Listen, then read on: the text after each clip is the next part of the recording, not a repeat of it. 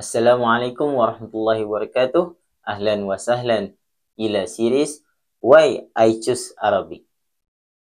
Untuk video kali ini saya nak kongsikan sebab saya meminati bahasa Arab dan sebab saya memilih bahasa Arab sebagai satu bahasa yang saya nak kuasai.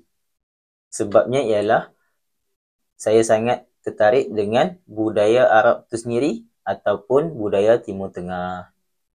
Saya mula meminati budaya Arab ni bila saya tengok cara hidup masyarakat di sana. Saya sangat suka akhlak orang Arab ni ketika melayan tetamu, akhlak sesama jiran, cara orang Arab makan bersama, hinggalah ke seni bina dan juga pakaian tradisional Arab. Bagi saya, di sebalik semua ni ada satu nilai dan juga identiti yang kuat yang menjadikan budaya Arab ni istimewa dan hebat. Dari situ saya sedar kalau kita nak betul-betul faham dan juga hayati sesuatu budaya tu, kita mestilah tahu dan juga belajar bahasa budaya tu. Dan sebab itulah saya memilih bahasa Arab sebagai satu bahasa yang saya sangat nak kuasai.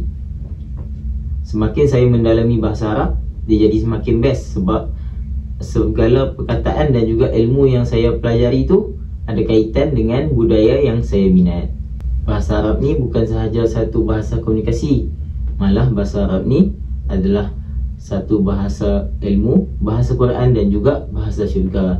Dan sebab inilah makin saya nak sangat kuasai bahasa Arab dan juga saya nak sangat mendalami budaya Timur Tengah. Bagi saya, minat terhadap sesuatu budaya tu boleh menjadi satu turning point untuk kita belajar bahasa budaya tu. So, kalau anda peminat budaya Arab, mungkin inilah masa yang sesuai untuk anda cuba belajar bahasa Arab juga. Terima kasih kerana dah menonton video ni sampai ke penghujung. Jangan lupa like and share video kali ni. Kita jumpa di next video. Ila liqa.